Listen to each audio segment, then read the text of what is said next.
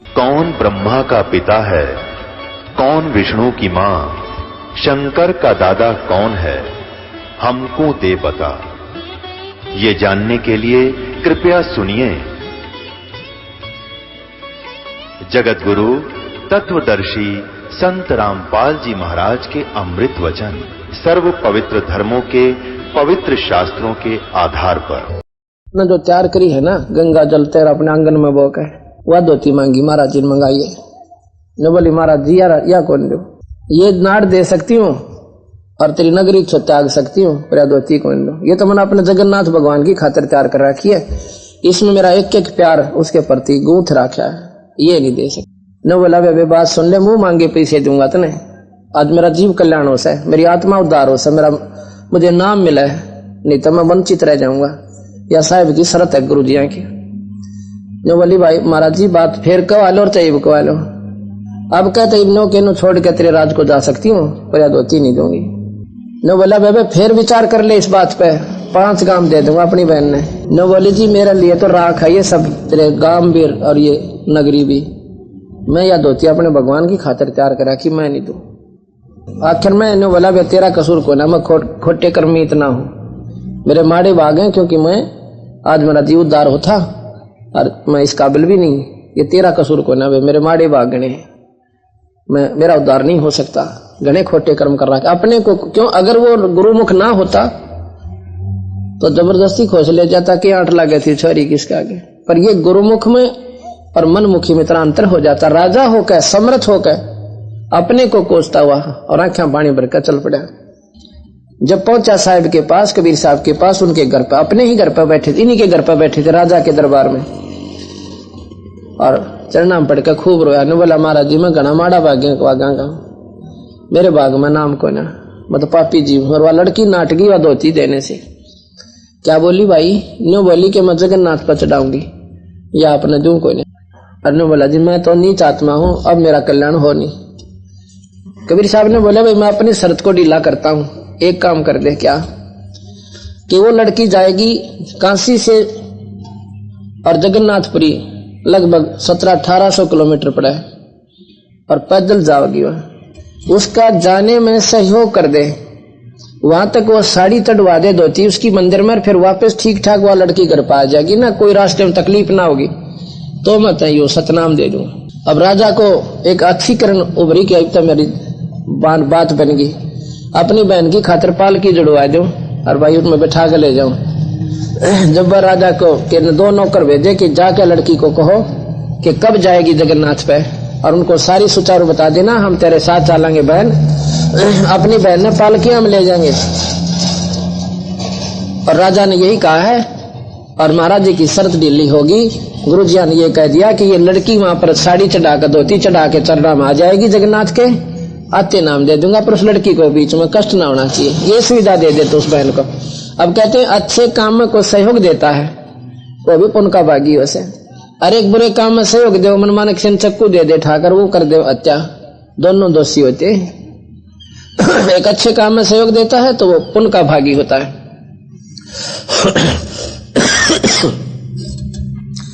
और वह लड़की भी सोच रही थी कि राजा घर पर जाकर विचार करेगा, अपनी बेइज्जती का बदला लेगा और आदेश आएगा कि नगरी त्याग दे, और ना मन माने सजा दे दे, कुछ और भी, कोई ताजुब नहीं है।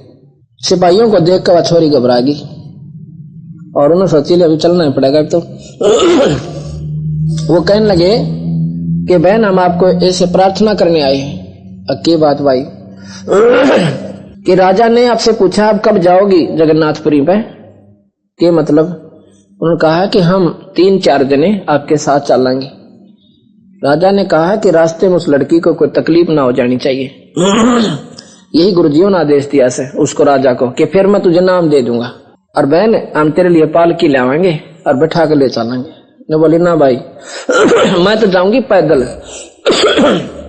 और राजा का शुक्र 100 बार करती हूँ, जो मुझे सुविधा दे मेरे साथ चल पड़ना, ठीक है, लेकिन मैं जाऊंगी पैदल। और दिन बता दिया। राजा ने एक बैलगाड़ी जुड़वाई, उसमें खाने पीने का भोजन दरवा दिया, 2 रसोइये बिठा दिए कि जहां भी बहन रुका इसको प्रेम से खाना बनाना और खिलाना, खाने का सामान रख ले जाना। तो लड़की वह बहन और साथ में वो 4-5 सिपाही चल पड़े। जगन्नाथ के मंदिर में सुबह सुबह स्नान करके उस लड़की ने और वह धोती उठाकर उसके चरणों में रख दी जगन्नाथ की मूर्ति के आगे। वहां से और कहा कि हे मालिक, अब इस दासी की तुच्छ भेंट स्वीकार करना, गरीब पर और लेन देन कुछ नहीं, ये प्यार भरा आपका इसमें रह के सोत भर रखा। वहां से वह धोती उठी ऐसे उड़ गई और बाहर जा गिरी आंगन में। और आकाशवाणी हुई कि नालायक, यह धोती मैंने काशी में मंगवाई थी तेरे पे, और इतनी दूर तो आई दुख पावन की खातिर, वहां तेरे पे कोई ना दी गई। कहने लगे जी वो तो कबीर साहब ने मंगवाई थी, कबीर जी ने बोलियो कबीर ही है जो कुछ है, और जाके उसके चरण छू, अपनी गलती की माफी मांगे और उसको धोती दे। वो स्वीकार करे तो मैं करूँ ना, मेरा काम कोई नहीं। यह धोती ने ठाकर फिर दोबारा धोकर सिर पर रखकर वहीं से रोने लगी थी और काशी तक आ गई। वह लड़की आकर क्यों बंदी छोड़ तो जानी जानते कबीर भगवान। वो वहां पर पहले जा बैठे उस नवाब के घर पे, क्यों 10-15 दिन जान में लग गए थे, 10-15 दिन आने में लगे। उस दिन वो महाराज वहीं बैठे नवाब की घर पे और उम्मीद कर रहे कि आजकल में आने वाले हैं। इतने में वो 4-5 सिपाही और वो बहन वह लड़की साहब के चरणा में गिर के कबीर साहब के फूट फूट करो, जैसे कोई सौजन मर जाया करे जो बोला ना जा, और रोया रोया करे। राजा बोला उन सिपाहियों को बुला के कि बेकूफो, क्या दुख हो गया इस लड़की को, क्यों रोती है यहाँ, और क्या संकट आ गया इसको, तुम किस लिए गए थे इसके साथ में। उसने सोचा लड़की को कोई दुख हो गया, नाम तने बिना मिला, क्योंकि वो लालच बन गया भगवान के भजन का, उसको आत्मा जाग चुकी थी। नो बोले जी हमने तो अपनी बहन को मतलब कोई संकट नहीं आने दिया, कति ठीक ठाक आई है, पर रो क्यों रही है कि इसने या धोती चढ़ाई वहां जाकर और धोती इसकी स्वीकार को न हुई, उल्टी जा पड़ी। आकाशवाणी हुई, हम वहीं खड़े थे। आकाशवाणी में ये कहा गया कि ये धोती तो मैंने काशी में मंगाई थी वीर सिंह द्वारा, यहाँ लेकर आई तो 2000 किलोमीटर बावड़ी, और जाके उसके चरणों में रख दो, वो स्वीकार करेगा तो मुझे स्वीकार, या ना मेरे बस का कोई नहीं। वो अनंत कोटि ब्रह्मांड के मालिक से या न्यू रो ऐसा जी। फिर वो वीर सिंह गिरोन लग गया, क्योंकि ये तो बीमारी पड़ी हुई है कि हम लाल की पहचान नहीं कर पाते। अब उसने आख्या पानी वाकर मैं भी मान नीच था, मैं तो महाराज जी को एक साधारण सा भक्त मान्या करता, और जो लाया सा ये तो पूर्ण परमात्मा बैठे, एक चरण पकड़ कर वो फूट फूट कर होता है। फिर वो महाराज जी दोनों को शांत करते हैं। फिर लड़की के मुख से पूछते हैं बेटी क्या बात है, क्यों रो रही है। अग महाराज जी इस पापन ने माफ कर दो, मैं तो गुरु को कुछ और समझती थी, परमात्मा को न्यारा जानती थी, और वहां से मेरा पेटा भर गया। वीर सिंह बोला बेबे गेला मेरा भर गया न, मैं भी महाराज जी ने कुछ और समझ रहा था।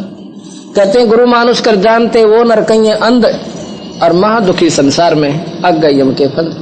गुरु को मानुष जोग न कर चरणामृत को पान, वो नर नरक में जाएंगे युग युग बने स्वान। इस प्रकार उस लड़की का अंधेरा हटाया और गुरु के चरणों में दृढ़ हुआ, और जब वीर सिंह बघेला ने भी भक्ति की। जगन्नाथ के मंदिर की स्थापना कैसे हुई यह बताता हूं आपको। ये अज्ञान हटेगा जब कबीर भगवान सिद्ध होगा आपको, वैसे कोई ना जचे। जगन्नाथ के मंदिर को कहते हैं 5-6 बार राजा ने बनवाया था और समुद्र ने ढा दिया था, नहीं बना। ये इतिहास पढ़ो उसका। उसने एक इंद्रदमन नाम का उड़ीसा का राजा था, भगवान कृष्ण का अटूट भगत था, अनन्य भक्त।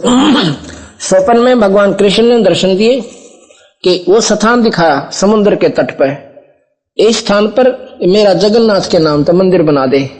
तो राजा ने तो अगले दिन चढ़ाई ला दी, मंदिर तैयार हुआ, समुद्र उठा और ढा दिया, खत्म, जड़ से खत्म कर दिया।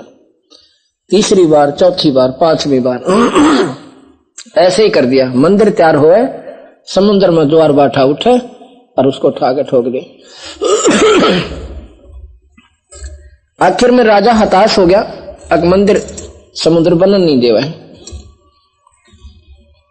कबीर साहब को अपना वचन याद आया। निरंजन ने कबीर साहब से वचन भरवाया था कि आप जब मृत मंडल में जाओ तो मेरा मंदिर बनवाना, जगन्नाथ का मंदिर। चारों युगा में आए कबीर भगवान, चारों युगा में। अब प्रमाण दूंगा आपको कि कैसे कबीर साहब ने बनवाया ये मंदिर। कबीर साहब राजा इंद्र दमन के पास पहुंचे कि राजन ये मंदिर मैं स्थापित करवा दूंगा, आप फिर बनवा दो। अब राजा ने बोला जी मेरे बस का कोई ना महाराज जी, ये समुद्र बन नहीं देता, खजाना खाली हो गया मेरा, मैं तो जी ला के बनाऊ सो और करोड़ों रुपये ला दूं अपने भगवान के नाम पे, पर यू बनन तो ना देता। ने बोला बनन ही बनन देगा यू और मैं बनवाऊंगा। ने बोला ना जी मेरे बस का कोई ना। ने बोला भाई जब तेन बनवाना हो तो मैं फलां स्थान पर मिलूंगा, मुझे मिल लेना आके। रात्रि में भगवान कृष्ण ने राजा इंद्र दमन को फिर सौंपन दिया, दर्शन दिए कि उस ये संत जो है ये इसकी इतनी शक्ति है इंद्र दमन, इसकी शक्ति का पैमाना कोई ना, और जाके चरण छू ले और मंदिर बनवा ले। अब राजा में फिर कड़े डटा जाता, ढूंढा सिपाहियों द्वारा क्यों महाराज ने ढूंढ का हो। स्वयं गए वहां पर चल के, कहने लगे महाराज जी मैं मंदिर बनवा देता हूं पर समुद्र न रोक दियो, अगर रोक दूंगा यो काम मेरा है तो मंदिर बनवा दे। मंदिर तैयार हो गया। समुद्र के किनारे पर बंदी छोड़ भगवान ने कबीर साहब ने अपना कोठा यानी चबूतरा बनवा लिया कि ये मेरा एक पत्थर यहां धर दे। अब जो ही मंदिर पर कलश धर दिया उसी समय समुद्र उठा नो, इतना पहाड़ के भी ऊपर जैसे 30-40 फुट ऊपर उठ जाता है पानी, नो जैसे पहाड़ उठा कर आंधी सी आएगी। बंदी छोड़ कबीर साहब वहां बैठे ऐसे कर दिया, जो का तो जाम हो गया। वहीं पर ऐसे का ऐसा पहाड़ का पहाड़ खड़ा, पानी का आगे नहीं बढ़ा। समुद्र विपर का रूप बनाकर ब्राह्मण का और साहब के चरणों में आकर नो कहा महाराज जी अक्षमा करना और एक काम करो मैंने आगे जान दो। नो बोला आगे क्यों भाई, किस लिए जाता है आगे को? इसलिए जाता हूं कि इस मंदिर ने डाऊंगा। क्यों भाई, किसी की आत्मा ने क्यों ठेस पहुंचाया, बेचारे ने बनाया हमारे पढ़ के, और तू क्यों डावा इसको? ने बोला मैं तो अच्छा डाऊंगा, या कोई बात हुई अच्छा डाऊंगा। कारण बता। कारण यह है कि जब ये राम रूप में आया था ना विष्णु, इसने मेरे साथ जबरदस्ती करके रास्ता लिया था समुद्र पे, मेरे को तीर दिखाया था इसने हैं, और मेरे ऊपर पुल बांधना चाहा था, वो बदला मैं लूंगा। ने बोला भाई जा फिर ले कर मन ने क्यों छो मारे कि आगे मेरे पर जाया नहीं जाता, इसलिए तो मैं आपसे कहता हूं मन आगे जान दो, आगे मैं तो ना जाने दूं, तो मुझे बदला दिलवाओ कि उसकी द्वारका को डबोले जाकर। भगवान विष्णु की द्वारका को अपने अंदर संभाले, पर यहां नहीं आ सकता तू, और आज के बाद भी मत आना। वो जगन्नाथ का मंदिर उसके जन्म के बाद स्थापित हुआ। समुद्र नहीं आया आगे, हिम्मत नहीं पड़ी उसकी आगे आने की, उल्टा हट गया वहां से और वह द्वारका डबोला, कि आज भी प्रमाणित है कि द्वारका समुद्र में डूबी हुई है। अब अभी हमने औल पचौल से ज्ञान सुन रखे थे, ज्ञान नहीं था। अब ये सच्चाई सुनेंगे तब भी मन में भीतर घंटियां बाजेंगी, नहीं नो कैसे होगा, नो कैसे होगा, नो कैसे होगा। ये तो हुआ पढ़ा ही भाग बताऊंगा क्या हुआ फिर कि वो जब उसमें पूजा शुरू हुई, पूजा का समय आ गया, और पूजा के समय वहां के पांडे लोग जगन्नाथ के मंदिर के और चले जी पूजा करने। आगे कबीर साहब उसी रूप में खड़े हो गए, जुल्हा रूप में, यानी छोटी जाति जैसे कहते हैं। तो उसने क्या किया, अब पंडित जी नहा धोकर स्वच्छता के साथ जा रहे हैं, आगे वो छोटी जाति वाला कबीर खड़ा है। पांडे ने पकड़कर साहब की बाजू, जो दरवाजे पर खड़े थे महाराज जी मंदिर के में, पकड़कर बाजू और दूर धक्का दे दिया, एक मारी लात कि मनहूस आज तो हम भगवान की पूजा अर्थ आए और तू निकम्मे आगे खड़ा, सुबह सुबह तूने हमारा माथा ठनका दिया। साहब एक बार तो गिर गए, फिर उठ कर दूर जा बैठे। क्यों, धोती कुर्ते में रहना और दाढ़ी बडरी टोपी छोटी सी टांग रखी, सर पर रख रखी। उसने भगवान कौन माने, जो जिस प्रकार को पीठ छेद कर बैठा दिया कर, बैठ गए कोण में साहब जाके। अंदर जाकर देखे सारी मूर्तियों ने कबीर साहब का रूप बना रखा, वह जो सामने गेट पकड़ा था। अब सारे पांडे कूदे, अब भाई भ्रष्ट कर दी मूर्ति, भ्रष्ट होगी हमारी, तो ये क्या हो गया, क्या लीला होगी, आज क्या अनर्थ होगा, पिरानी क्या होगा। वो लागे पत्रे ढूंढना कि क्या होगा, पता नहीं अनर्थ होगा दुनिया में। परमात्मा थे वो के अनर्थ होता, वो तो बल्कि लाभ होता है। थोड़ी देर में 12 दिन अपनी लीला वापस कर ली, वो मूर्तियां ज्यों की त्यों होगी। और फिर उनको गंगा जल से 21 बार धोया उनको, क्योंकि वो अछूत का रूप बन गई थी कबीर साहब का। फिर धो के पूजा की। उस पांडे का कोड शुरू हो गया और 1 महीने के अंदर सारा चाम चू चू का पड़न लग गया। सारी दवाई, सारी स्तुति, सारी साधना कर ली। सारी रात बैठ बैठ कर रोए। सपने में भगवान कृष्ण ने दर्शन दिए कि पांडे उस संत के पांव धोकर पी ले, तेरा कोड कट जाएगा। हमारे बस का कौन है, अब मरता के नहीं करता। जाके कबीर साहब के चरणा में पड़े वो पांडा, और साहब उल्टे उल्टे हटे, महाराज जी मत छूत हूं, देखा आपके कपड़े लाग जाएंगे। ने बोले महाराज जी जूत मार लो, इसका अच्छा थे, पापी जी हूं, गलती होगी, नादानी समझ लो, आप तो महापुरुष हो। जब महाराज जी बोले के चावे, पा दूंगा आपके, अकी के कहेगी दुनिया तने, अग जी दुनिया कितने के लेना, मैं जानू मेरे दुख ने। जब तो जात खत्म है और सुख हो जा, जात ज्यों की त्यों है तेरेगी। आंट लग गए तो हम जहां मुसलमाना कहे झाड़ा लुआन, और वैसे मुसलमान बुरे और वैसे हिंदू बुरे। मुसलमानों को आंट लागे हिंदुओं के संतों के पास मुसलमान आवे तो फिर कहां जाते वो मजहब अपने, या तो फिर भी कर डेरो मरो वैसे को जाके नहीं। ये गलत बना रखा अपन, ना कोई जाति है, ना कोई मजहब है, ना कोई छुआछात है। भाई ठीक है जो शराब पीवे मांस खावे उसका हम भी नफरत करा, निकम्मे थे। और जो नेक आत्मा परमात्मा का भक्त आत्मा भगवान का भजन करे उससे नफरत की जाति के आधार पे, या किसने सुए ला दिए नादानी के। अब ने बोला भाई बात सुन ले, पैर धो ले और रोजाना इस चरणामृत को अपने जल में डालकर बाल्टी में थोड़ा सा डाल लिया करिए, स्नान करना ठीक हो जाएगा। वैसे भी हो जाना था पर उसका पूरा भ्रम मेटना था। 41 दिन बताया उन्होंने, वो ठीक हो गया। फिर ने बोला एक बात और सुन लेना, यदि इस जगन्नाथ के मंदिर में छुआछात कोई करेगा उसके साथ ये हर्ष होगा।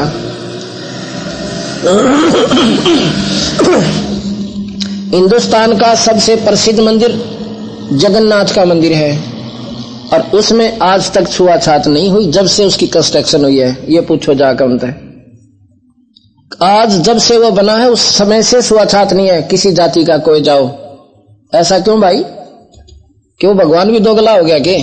ओरा मतलब बढ़न नहीं दिया करते और उसमें कोई जाओ, वो भी तो उसी ईश्वर का मंदिर था, वो भी उसी ईश्वर का मंदिर है। पर इसके भेद ने लोगों ने छुपा दिया कि कहीं कबीर साहब की महिमा ना हो जाए, और चाहे हम ना बूंद के भी गुणगाने पड़ जाए पर कबीर साहब की नहीं महिमा हो जानी चाहिए कितने।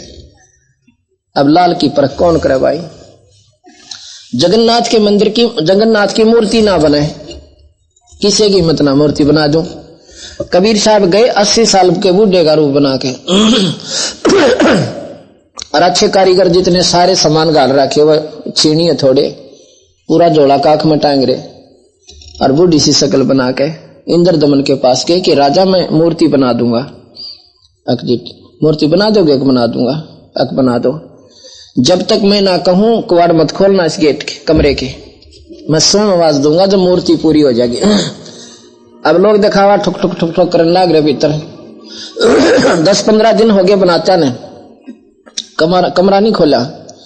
गोरखनाथ बताते हैं आगे, कहने लगे राजा जगन्नाथ का मंदिर तो बना दिया, तैयार हो जाएगा, कोई मूर्ति भी बनवाई है स्थापित करने के लिए? कहाँ जी बनाने लग रहा कारीगर।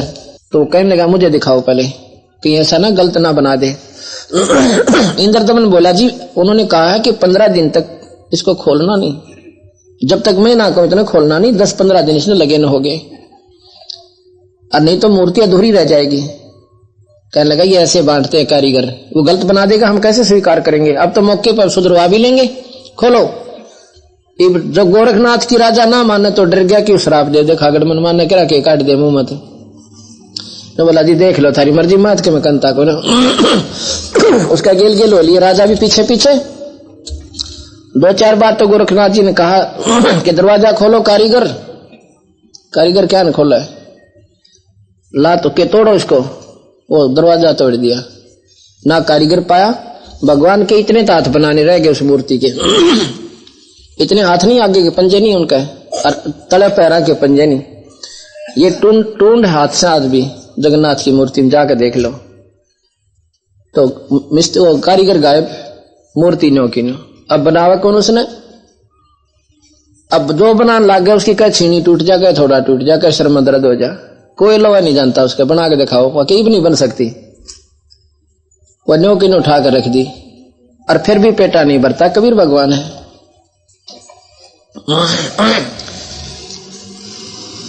ये जगन्नाथ का मंदिर का फोटो है।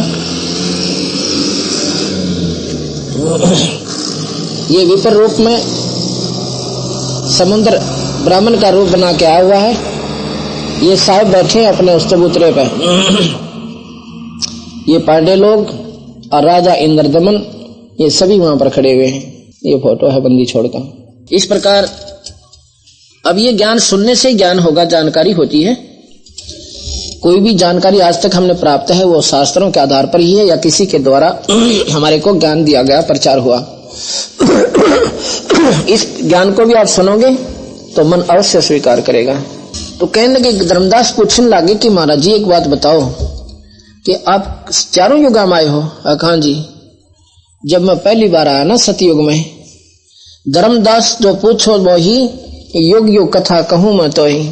जब ही पुरुष आज्ञा की न और जीवन काल पृथ्वी पग दीन्या, करी परिणाम तभी पुगधारा, पहुंचे जहां धर्म दरबारा। धर्म राय निरंजन, इसको निरंजन को भी धर्मराज कहते हैं, धर्म राय भी कहते हैं। वो धर्मदास उनका सेवक है। ये धर्म राय धर्मदास ये 2 शब्द प्रॉपर चलेंगे बराबर में, विचलित नहीं होना। धर्मदास है इनका सेवक जो कि सेठ था बांधवगढ़ का, और धर्म राय निरंजन का बोध कराता है ये अक्षर। धर्मदास जो पूछो मोही, युग युग कथा कहूं मैं तो ही। जब ही पुरुष आज्ञा कीना और जीवन काज पृथ्वी पग दीना, करी परिणाम तभी पगधारा। साहिब को, सतपुरुष को, पूर्ण ब्रह्म को प्रणाम करके पहुंचे जहां धर्म दरबार। वहां पहुंच गए जहां धर्म राय निरंजन का दरबार था। प्रथम चले जीव के काजा, पुरुष प्रताप शीश पर साजा। आवत मिले धर्म अन्यायी, तिन पुन हमसे राड बढ़ाई। अब जब कबीर साहब उस तपतशिला पर खड़े थे, उसी समय निरंजन के भोजन खाने का समय हो गया। निरंजन आया और कबीर साहब को, क्योंकि सहजदास के रूप में आए हुए थे कबीर साहब उस समय, वहां पर सहजदास जो सतपुरुष का बेटा है उसका रूप बना लिया। और उसी सहजदास ने ही उस लड़की को उसके पेट से निकाला था, शेरा वाली को निरंजन कहते हैं। और सहजदास ने ही साहिब का हुक्म सुनाया था कि तू 21 ब्रह्मंड लेकर सतलोक तो निकल जा। तो यहां आके न्यू बोला, मेरे तो न्यू बोला जोगजीत का भी रूप बनाते थे महाराज जी, जोगजीत।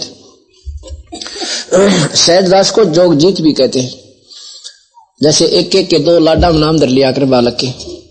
ने बोला, जोगजीत तू यहाँ किस लिए आया मेरे राज में? वहां से तो तने मुझे मार निकाला, अब तने कूटूंगा तो उठा गया मेरा हिकला। तो क्यों आया मेरे राज में? तरीके ही मत पड़ गई वहां से मुझे निकाल कर। घना नाराज हो गया, कहने लगे मैंने वो सतनाम का सुमरण कर दिया। यानी नाम की महिमा बताते हैं, इस नाम में इतनी शक्ति है। तो ये निरंजन मेरे पन्नों झपटा था, जैसे चिड़िया बाज चिड़िया पर झपटता है। पर इस सुमरण को सुन एकदम ऐसा गिर गया और पड़ा पड़ा तड़पे, जैसे पक्षी की पांख कट जाया करे और पड़ा कर तड़फा करे। और फिर भाई नहीं बसाई ना इसकी, मेरे पैर पकड़ लिए और ने बोला, मन माफ कर दो, तू मेरा बड़ा भाई, मैं आपका छोटा भाई। यहां पर आप देखते हो किसी की नहीं बसावत ठाड आ जाए ना, एक बार तो चला करे अपनी ठाड दिखाने के लिए, और उससे तगड़ा हो ना फिर पांव पकड़ा करे, नम्रता से काम लेता। ये दोनों चापलूसी मन में होती हैं। तो यहाँ क्या किया कि फिर ने बोला धर्मदास मेरे पैर पकड़ लिया उस धर्मराज ने, निरंजन ने, के काजा पुरुष प्रताप सीज पर छाजा, आवत मिले धर्म अन्यायी और तीन पुन हमसे राड जगाई। रास्ते में आते हुए फिर वो निरंजन मिल गया मुझे। ये निरंजन जो है, जो ब्रह्म है, ऊपर आकार रूप में रहता है और यहाँ उसकी गुप्त शक्ति काम करती, इसलिए देवता लोग इसको निराकार मान कर चुप हो गए कि ढूंढा पांतानी और शक्ति जबरदस्त, तो निराकार मालिक मान के छोड़ दिया। आवत मिले धर्म अन्यायी, अन्यायी कहे बंदी छोड़कर, आज तक मनुष्य बना रखे, बेटा बेटी दे रखी, कल न बेटे न छीन ले, कदे बेटी न मार दे, कदे विधवा कर दे और कदे हम न मार दे, और फिर कुत्ते गधे सूअर बनावे। इसलिए कहते हैं आवत मिले धर्म अन्यायी और तीन पुन हमसे राड बढ़ाई। फिर मेरे ये लड़न लाग गया। मौके देख धर्म डिग आवा, मुझे देखकर धर्मराज निरंजन मेरे पास आ गया और महाक्रोध बोले अतुरावा, छो मां के बोला जोग जीत यहाँ क्यों आए, और जो तुम हमको वचन कस आयो, सो तुम हमको वचन सुनाओ, क्या तुम हमको मारन आयो, पुरुष वचन सो मोहे सुनाओ। या तो तुमने यहाँ से भी कुटन आया से और कोई हुक्म है मालिक का, वो सुना मुझे, क्या क्यों आया। तासो कहा सुनो धर्मराई, और जीव काल में संसार सिदाई, इन जीवों को, भोली भाली आत्माओं को सच्चा मार्ग बता कहूंगा और तेरी पोल खोल कहूंगा। तने गुमराह कर रखा इन जीवों को, झूठे शास्त्र बना के गुमराह कर दिया। ये दो कमर लिए उस माता ने और दुख नो के नो तीर्थों पर चक्कर काट लिए, पुण्य थोड़े पाप घने बन जाते हैं, दोनों भोगने पड़े। गीता जी का ज्ञान है जैसे कर्म प्राणी करेगा दोनों भोगे हैं, स्वर्ग पुण्य के लिए स्वर्ग और पाप के लिए नरक, कर्म कटते कोई ना।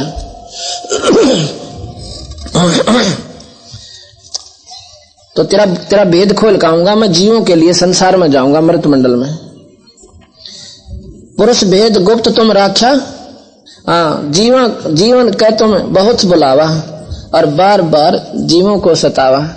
एक काल कर रखा, आज मनुष्य है कल कुत्ता बन जाऊंगा, शर्म खाज लागे कीड़े पड़े हैं, और सारे दिन तक खाता अंडो रूट एक टूकी खाते और भज मर लिया भगवान अड़े। और सब ने 84 ना मिटे, सभी कहते हैं जन्म मरण ना मिटे, और ये काम दोनों संकट काटे, 84 भी मिटा जन्म मरण मिटावे, और सुकून से फालतू ना हो रहे। हमारी संगत पर पूछो या खड़े करके आपके सामने बताऊं, तो फिर तो पेटा भरना चाहिए इस प्राणी का। पर वो ज्ञान अब ओछा मंदा पेंट किसाए हो जाए, वो जल्दी सी जगह छोड़ दे कोई ना, रेग मार भी कर दे चाहिए उस पर मारने की खातिर जब उतरेगा। तासो कहा सुनो धर्मराई, जीव काज में संसार सी जाई, जीवन कह तुम बहुत बुलावा, और जार बार जीव सतावा, तपस्या पर बार बार जीवों को सतावा। पुरुष भेद तुम गुप्त कह राख्या, परमात्मा सतपुरुष का भेद तुमने गुप्त राख्या, और अपनी महिमा प्रगट वाख्या, अपनी महिमा को तो प्रगट कर दिया और सतपुरुष को बोला दिया, अकोर भगवान से कोई ना। और वेद बतावे, गीता बतावे, गीता जी सुनाता हूं कि एक और भगवान से।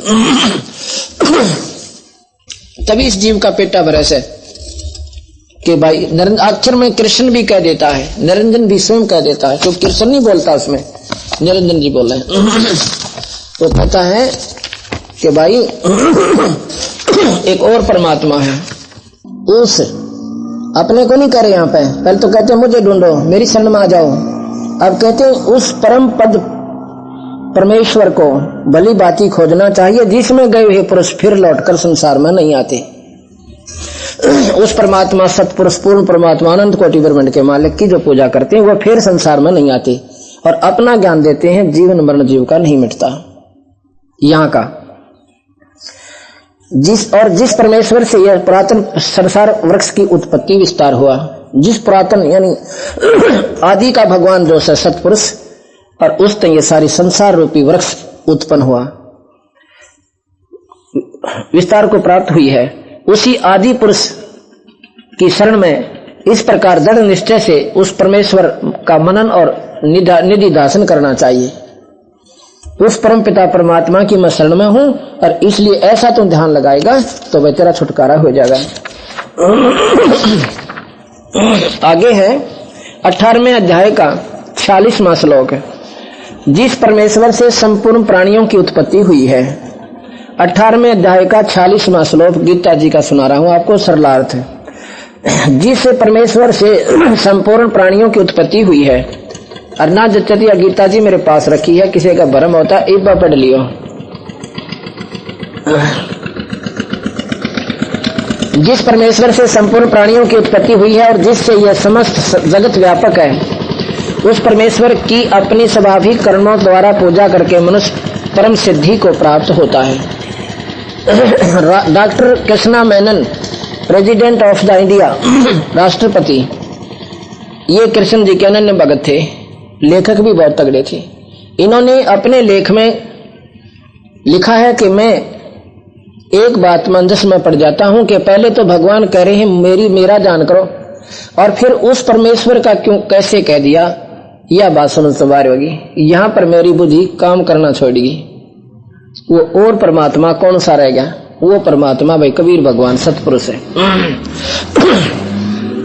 जिस परमेश्वर से संपूर्ण प्राणियों की उत्पत्ति हुई और जिससे यह समस्त जगत व्यापक है, उस परमेश्वर की स्वाभाविक कर्म द्वारा, यानी घर में रहकर कबीर साहब घर में रहे, गरीबदास जी घर में रहे, रविदास जी घर में रहे, और कितने भी संत आपको बता और पार हो गए परमात्मा का, उस सतपुरुष का वजन क्या।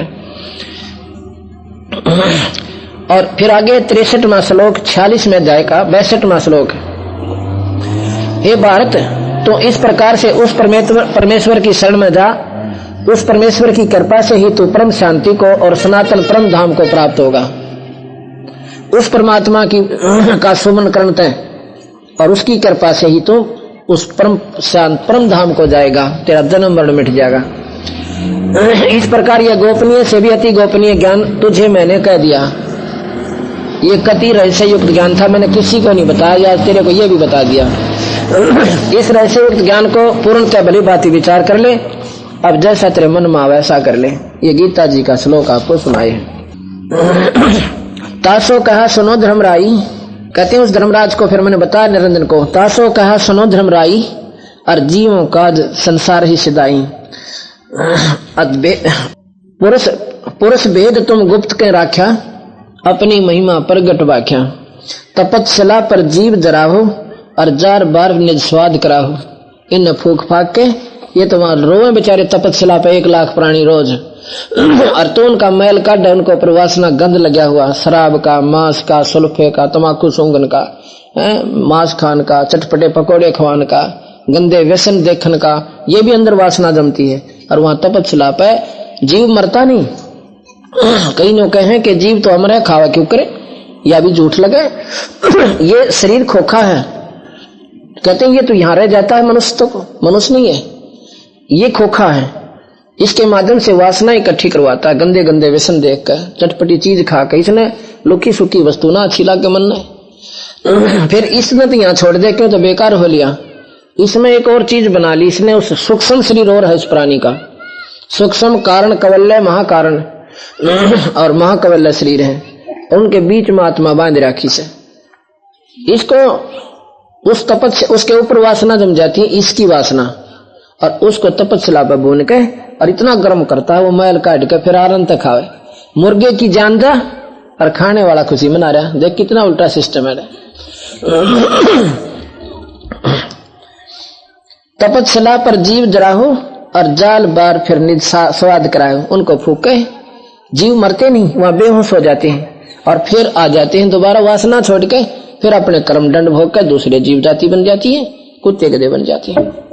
मरते नहीं पर मरते बूंडा काम ही आता है। अब ये कोई जीवन है? ये भेड़ बकरियां देखो के खान लग रही, इनका बच्चे भी हैं और वही हमारी गेल पर बंद है।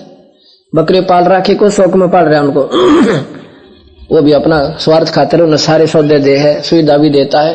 और समय आओगा तो बेटे ने काटो चाहे माँ ने काटो, कोई नहीं बोल सकता। मैं मां सकते हैं थोड़ी देर, ये अल्लाह तो अपने साथ है। बंदी छोड़ के मेरी शरण में आ जा, तेरे दोनों संकट काटो, इस काल न देखूं क्योंकि आपने बेमोह तुम्हारे से। तपस तुम अस्कष्ट जीवन को दीना, ताते पुरुष में आज्ञा दीना। जीव चेता लोक ले जाऊं, जीवों को चेता के ज्ञान दे के समझा के सतलोक ले जाऊंगा। और काल कष्ट से जीव बचाऊं ताते हम संसार ही जायब, दे परवाना लोक ले पठायब।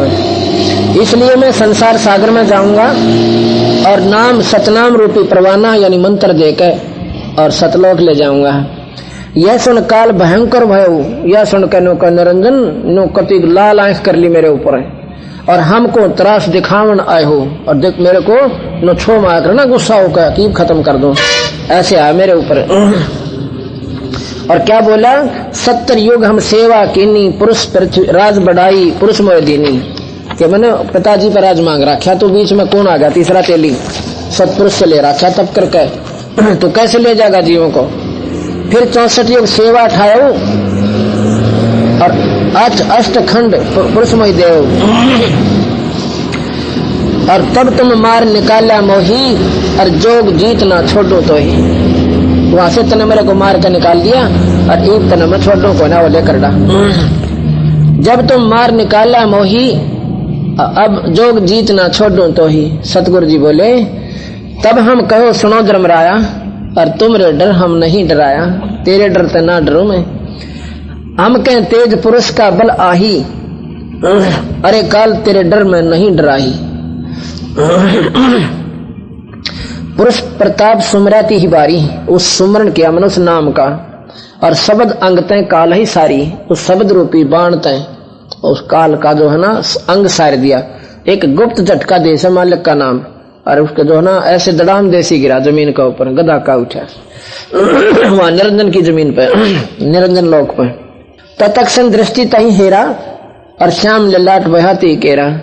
इसी बूंदी बकराल शकल उसकी, छोटा माथा लंबी लंबी दांत, इसी बूंदी शकल, और पंख गात जस होए पखेरु, ऐसे काल मही पर हेरू। जैसे पक्षी की पंख काट दिया करे, ऐसे निरंजन वहां पर पड़ा पड़ा तड़प रहा है। करे क्रोध कछु नहीं बसाई, तब पुन चरने पड़े चरना तलाई। जब नहीं बसाई ना उसकी, जब मेरे पांव पकड़ दिए। कहे निरंजन सुनो हो ज्ञानी, अरे करो विनती में तो ही सो बंधु जान विरोध किया, घाट भाई अब वही से। मन तो भाई जान क्या कर दिया था आपके लिए, अब मन माफ कर दो, गलती होगी मेरे पे। मन तो अपना बड़ा भाई समझ के, मन तो वही करा था ना लाडा में। पुरुष सम अब तो ही जानू, मैं तो भगवान बराबर मानू, अपने बड़े भाई सो मेरे।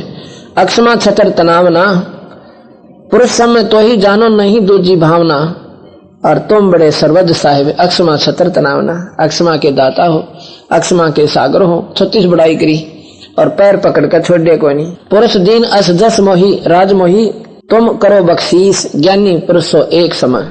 16 में तुम इस कि मैं तो आपको उन 16 के 16 भाइयों में आपको प्रधान मानता हूँ, और जैसे भगवान सतपुरुष ने मुझे बख्श रखा ना, तो भी ना मेरे इसने खंड ना करो, वचनबद्ध करवा दिया।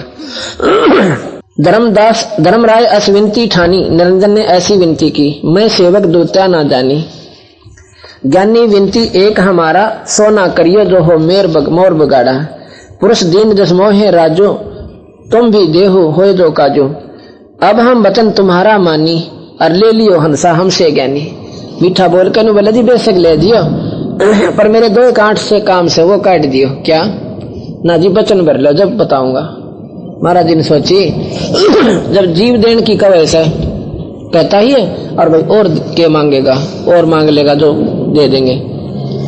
हाथ जोड़ कर बोले महाराज जी 3 युगा में जीवित थोड़े ले जाना, और चौथा युग जब कलयुग आवे तब तो शरण जीव बहुत जावे। चौथे युग में कलयुग में कितने जीव ले जाइयो।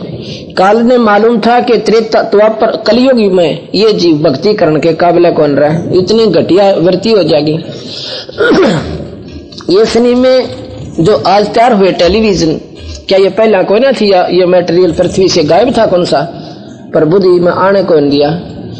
अब ऐसी नकली सुविधा दे दी, ये अंधा हो गया जीव। 24 घंटे टेलीविजन प्रोग्राम आते हैं, और गंदे से गंदे कोडे बैठा कर देख लो उसको उसी समय अपना। ये शराब पहले नहीं थी इतनी, अब शराब में सारे पागल हुए फिरे कि ना तो प्रथम तो सोधी भजन की आवा नहीं, जहाजों में चाले, जहाज की सुविधा देख लियो तो भगवान कदे भी याद ना आवे। जहाज के माँ उड़े खाना पीना ठाठ मारे, बता भाई वो भगवान ने क्यों कर याद करें। अच्छा फिर उड़े टेलीफोन ले रहे, अपना टेलीफोन इतना वहीं बैठे बैठे बात कर रहे हैं, वहां भजन तो दूर रहा, वहां बात करते हैं वो राज के अंदर, बेटा मैं यहाँ पहुंच चुका हूं और तुम पढ़ाई का ध्यान रखना, खेलने मत जाना। मतलब वो मनमानी इतनी देर की, उसके 1000 रुपया आ जाए खर्चे के, वो बेशक आओ, क्योंकि पैसा माया ने ज्यादा दे रखी है, ऐसी सुविधा है को नहीं। कहने का भाव ये है कि काल न बेरा था कि इसे कर दूंगा इन प्राणियों को इस कलयुग में, ये भक्ति का नहीं देख कर दिखाइए।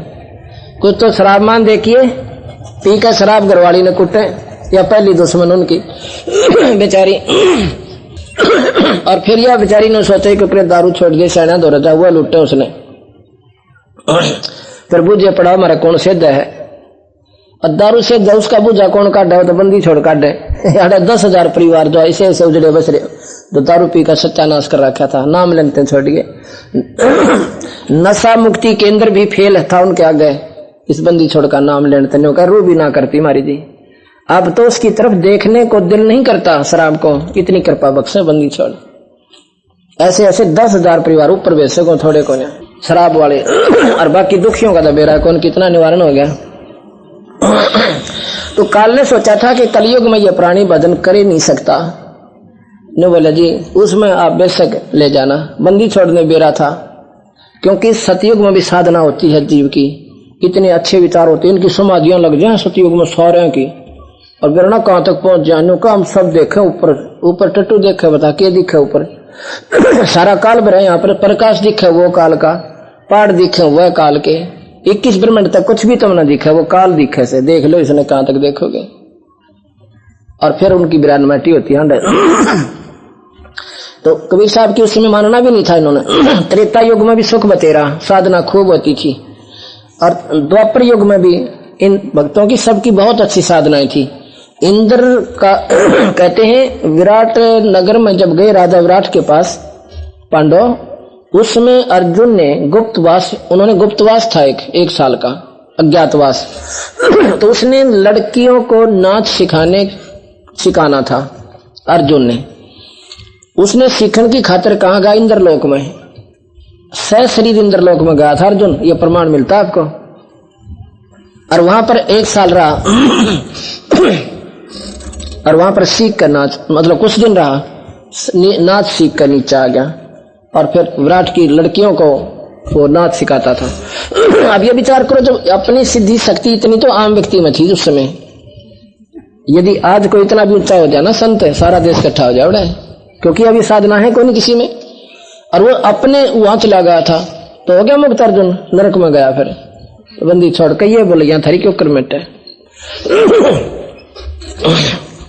गिनती 1 करोड़ होता था, ताता माने बड़े भाई, बचन बंद हो सुनो हमारी बाता, बचन बंद होकर मेरी बात सुन लो।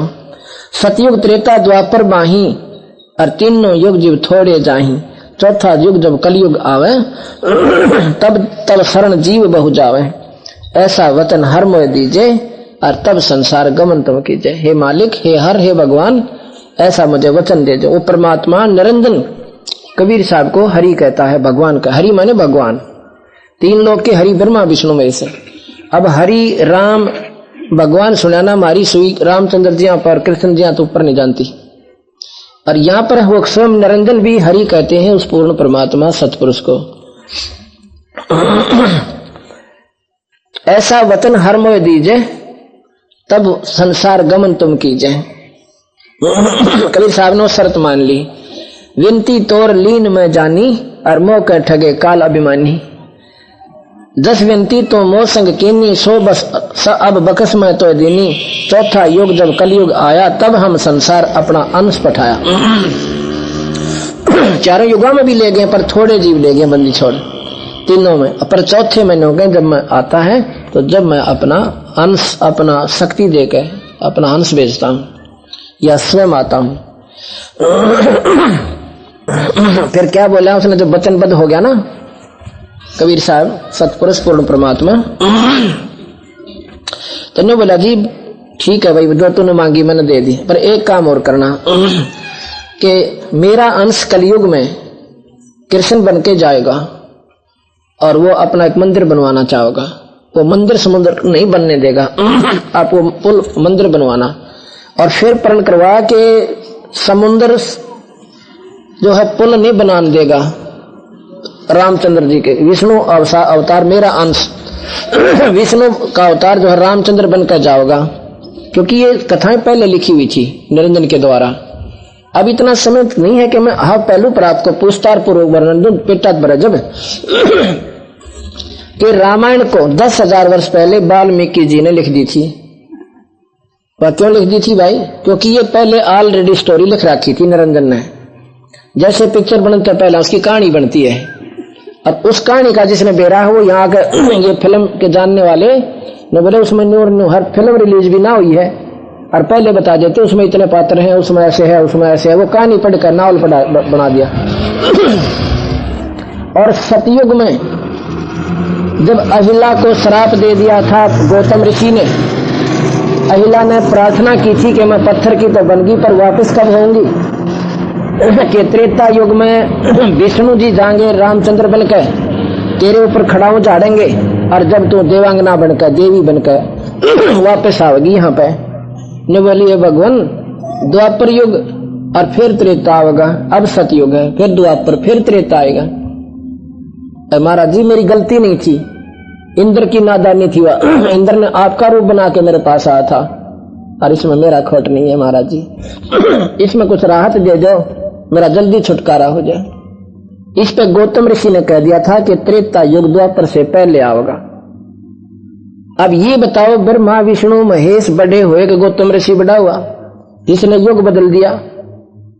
त्रेता युग द्वापर से पहले आना शुरू होगा, और वो हिस्ट्री जो द्वापर में या घटना चलनी थी या रील या त्रेता पहले चला दी, त्रेता युग पहले आ गया, और उसी प्रकार घटी जो पहले लिख रखी थी। तो बता भाई फिर यह बात, इसका लेखक कौन है? ये तो कठपुतली है राम अर्थ, फिर इसका मतलब जैसे लिख रखा ऐसे चले।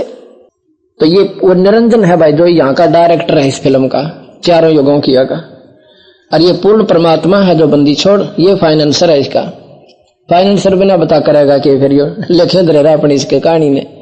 तो ये पूर्ण परमात्मा है, सतपुरुष अनंत कोटि ब्रह्मांड का। तो यहाँ कहा है, और मेरा जो है समुद्र पर पुल नहीं बनेगा, रामचंद्र जी जाएंगे जब पुल बनवाना। अब यह समझ में नहीं आती, रामायण में प्रत्यक्ष लिखा है कि 3 दिन तक भगवान राम ने समुद्र के आगे हाथ जोड़कर प्रार्थना की, रास्ता ना मिला। भगवान के हाथ से जब पत्थर तिर जानते तो पहला क्या पत्थर कोई ना थे उड़े, या पहाड़ नहीं थे उनके आसपास, वो तिराए क्यों ना उनने, कोई नहीं तिरे, वो शक्ति नहीं थी उनमें।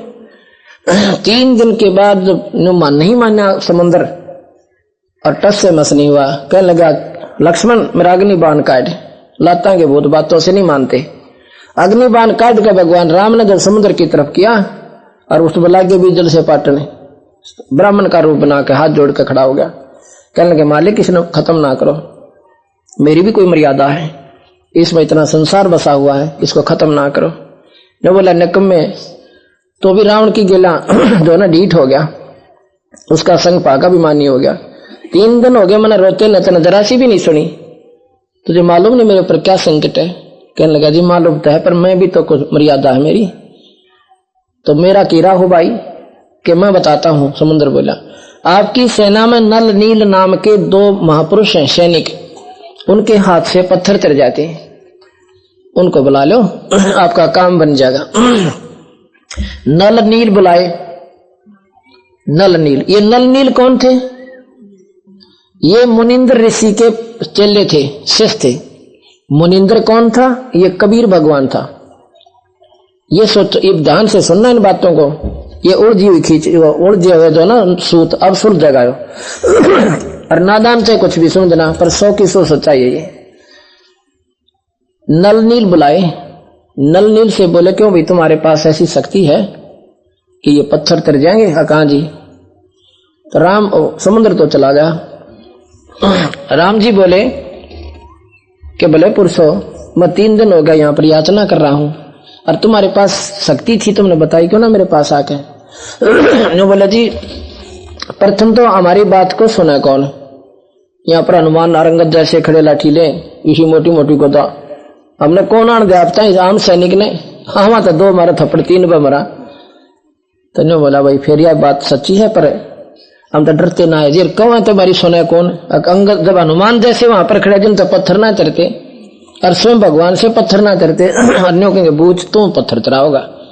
एक आधे आगे जिक्र किया, उन्हें बोले बोल वाले बैठे रहो, करोगे किला तोड़ोगे तुम। हम चुप करके बैठ गए, सीख के रहे। बोला फिर ये करो भाई, अखाजे भी करते हैं। अब यहाँ पर फिर महाराज बताते हैं कबीर साहब के गुरु मर्यादा भंग करने का कितनी हानि होगी। उन्होंने अपने गुरुदेव को याद नहीं किया, और क्यों बुढ़ा और अनुमान कैसे फेल होने लगे उनका आगे फटाफट ठाक। उन्होंने सोची भाई न्यो करांगे, उन्होंने सोचेंगे मंत्र मंत्र पढ़ कर लिया हुआ, इनमें शक्ति ना होगी, कदे गुरु जी ने याद कर लिया और बेइज्जती हो जाए। उन दोनों ने पत्थर उठाए और पत्थर रखे, दोनों पत्थर डूब गए, नहीं उतरे। और फिर अपने एक दूसरे के मुंह का नहीं देखे, क्या हो गया। फिर अपने गुरुदेव को याद किया, गुरुदेव को याद किया। मुनिंद्र ऋषि सामने प्रकट हो गए। कहा भाई कैसे याद करते हो, ये गुरुदेव ऐसे ऐसे आपत्ति आई है और हमसे ये पत्थर नहीं उतर रहे। तो बोले तरह भी कोई ना बेटा थारे थे, क्योंकि अब तो चौकड़ी चूकोगे तुम, वह शक्ति अक्षीण कर दी तुम्हारी, अब नहीं उतरेंगे। तुमने गुरु मर्यादा भंग कर दी, वह शक्ति अक्षीण होगी, खत्म होगी। अब रामचंद्र जी कहने लगे महाराज जी फिर मेरा कुछ प्रबंध करो। ये सामने वाला पर्वत मैंने अपनी शक्ति से हल्का कर दिया, यहाँ से पत्थर ले उठा के, वहां से पत्थर ले उठा के और पत्थर रखे, अपने आप तरन लागे। अब यहाँ बात समझ से बाहर हो जाती है, क्योंकि ये जो प्रकरण हमने सुना को ना कदे। अब इतना तो बेरा है कि नल नील, इसका मतलब भगवान राम तो ही तगड़े हो गए, वह कितना आ गई उनमें शक्ति नारी, जो हनुमान में कोई ना थी, पहाड़ पर भाई पहाड़ समेत कूद जा था लंका पर का, यह शक्ति उनमें कहां से आ गई। वो क्या किसी और भगवान का वजन करते थे? हाँ, और का करते थे। वो मुनिंद्र ऋषि सत्पुरुष थे, परमात्मा थे। रहे नल नील जतन करे हार, तब सतगुरु से करी पुकार। रहे नल नील जतन हार, तब सतगुरु से करी पुकार। जा सतरे काल की अपार, सिंधु पे सलात रहने वाले। जा सतरे काल की अपार, सिंधु पे सलात रहने। धन धन सतगुरु सत कबीर, भगत की पीड़ मिटाने वाले। धन धन सतगुरु सत कबीर, भगत की पीड़ रहे। भगत की पीड़ मिटाने वाले, भगत की पीड़ मिटाने वाले। धन धन सतगुरु सत कबीर, भगत की पीड़ मिटाने। दसी सरपन जब जा पुकारी, इंद्रमती अकुला। दसी सरपन जब जा पुकार, इंद्रमती अकुला। आपने तुरंत करी सहाय, बेरोली मंत्र सुनाने वाले। आपने तुरंत करी सहाय, बेरोली मंत्र सुनाने रे। धन धन सतगुरु सत कबीर, भगत की पीड़ मिटा आले। भगत की पीड़ मिटाने वाले। धन धन सतगुरु सत कबीर, भगत की पीड़ मिटा। दामोदर सेठ के होत अकाज, अर्ज करी डूबता देख जहाज। दामोदर सेठ के होत अकाज, अर्ज करी डूबता देख जहाज। लाज मेरी रखियो गरीब नवाज, समुद्र से पार लंघाने वाले। लाज मेरी रखियो गरीब नवाज, समुद्र से पार लंघाने वाले। धन धन सतगुरु सत वाले, भगत की पीड़ मिटाने वाले। भगत पीड़ मिटाने वाले। धन धन गुरु सत